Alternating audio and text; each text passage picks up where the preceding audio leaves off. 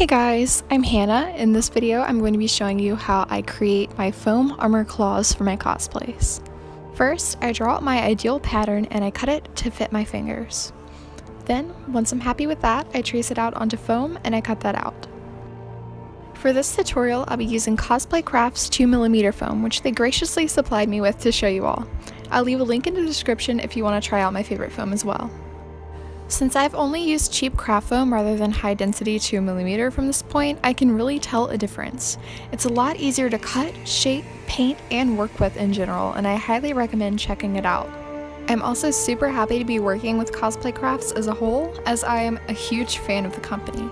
Their customer service and online presence is outstanding, and I love that they're actively involved in a positive force in the cosplay community, especially with smaller growing cosplayers like myself. Now I'm going to be using a heat gun to mold the foam into shape. Heat allows the foam to be more malleable and form to intricate shapes, as well as seals the foam for easier painting, sanding, and gluing. To make the attachments, you will need elastic, hot glue, and a needle and thread. Cut the elastic into small strips and glue it into the open portion of your rings.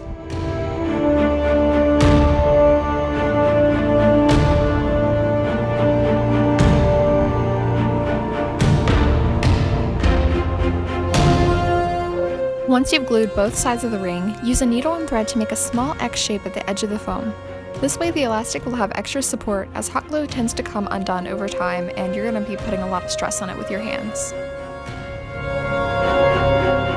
To make small detailing, I'm going to be using a snap knife to score the details onto my foam. For intricate curved pieces, I like to turn the foam piece rather than my hand or the knife, that way it's going to be a cleaner cut.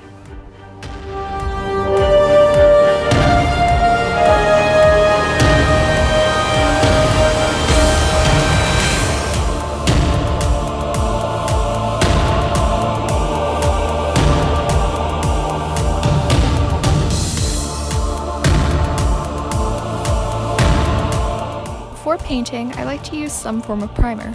For smaller, non-flexible pieces, Mod Podge works just fine. I do quite a few layers to make sure I have a smooth surface to work with later. These pieces in particular used about 4 to 6 layers. My metallic base coat will be Rub and Buff in Silver Leaf. I'm using a tiny amount on a Q-tip and buffing it into each piece. This is my favorite method to begin metallic armor.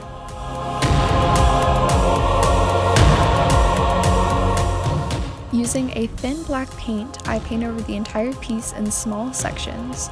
Give this a few seconds to dry each section and wipe it into the creases with a paper towel to create a quick and easy weathering effect. Now I'll be taking silver paints a shade lighter and darker to add detailing. I want to bring out my intricate detailing by putting the base shade darker in the background and leaving the scroll work highlighted and in view. Highlighting also looks very beautiful to me when you use a white pearl paint, so if you have that, don't be afraid to use that instead.